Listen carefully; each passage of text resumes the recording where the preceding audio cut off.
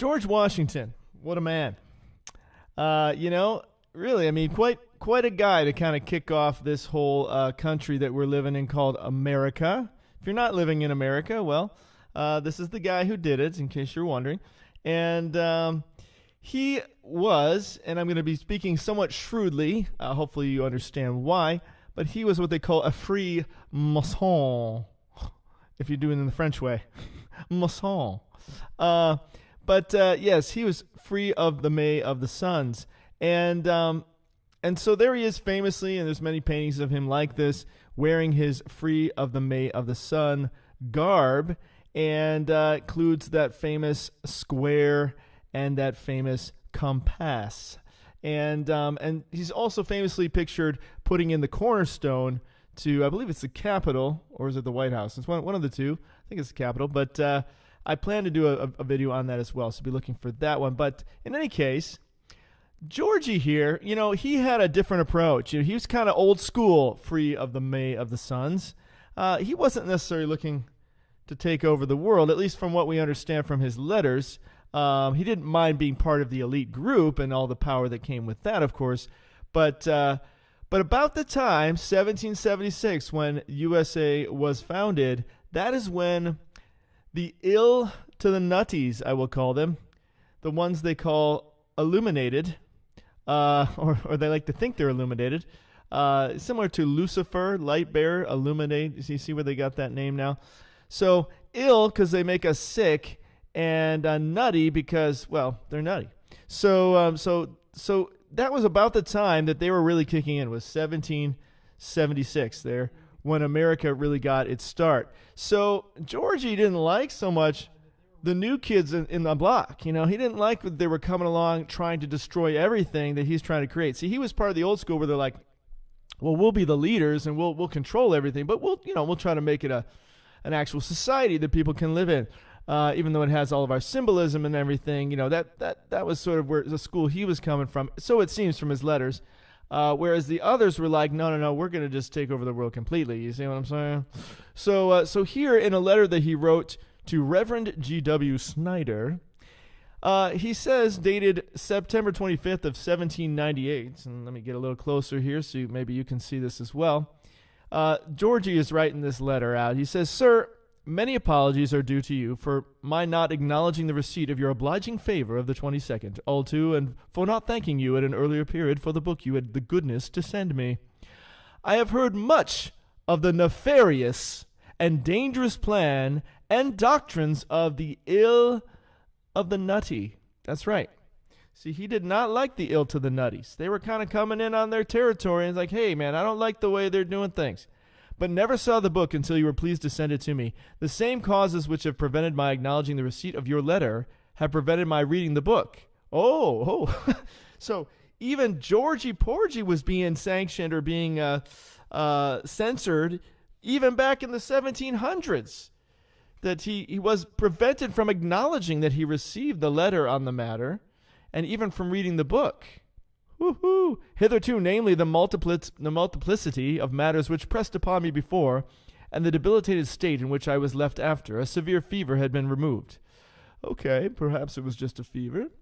And which allows me to add little more now than thanks for your kind wishes and favorable sentiments, except to correct an error you have run into of my presiding over the English lodges in this country. So the lodges are the free of the May of the Suns.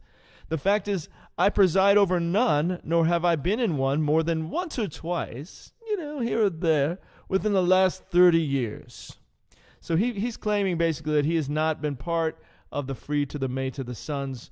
He just kind of visits very infrequently, once or twice, over the past 30 years. Even though he's wearing that garb in every picture, he's very proud, even though he's not really that active. I believe, notwithstanding, that none of the lodges in this country are contaminated with the principles ascribed to the society of the ill of the nutties. Okay? So, with respect, I am.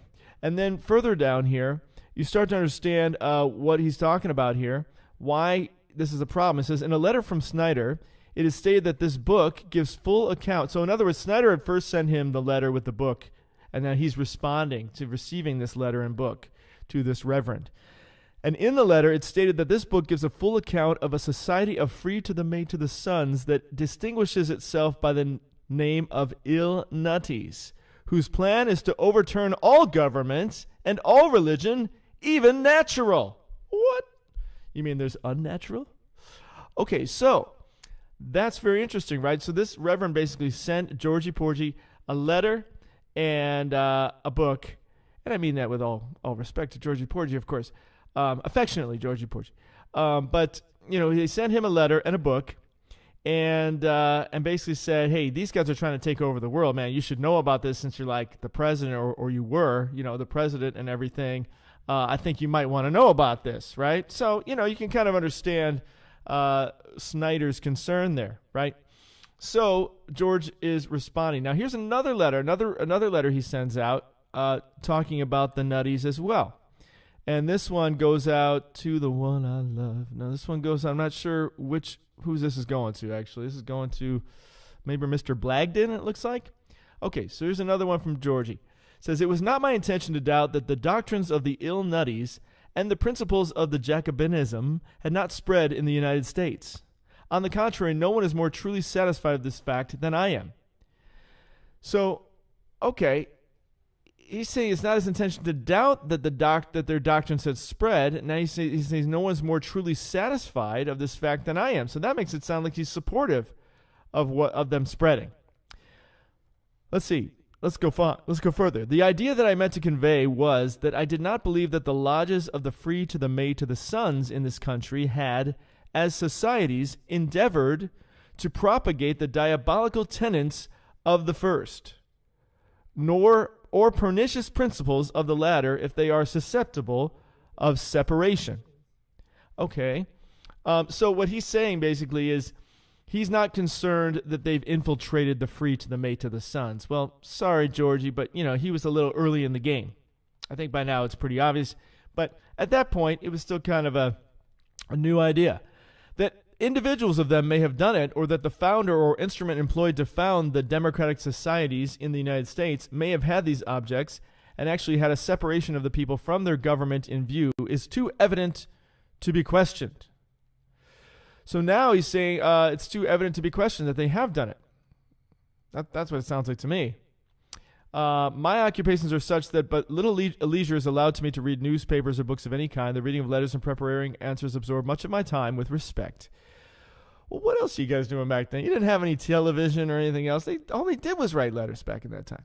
But in any case, so he's aware of these guys kind of infiltrating to endeavor to propagate the diabolical tenets. So he calls them nefarious. He calls them pernicious. He calls them diabolical, right? So it sounds like he's not too supportive of these dudes coming in, trying to mess with their funk that they got going on, right?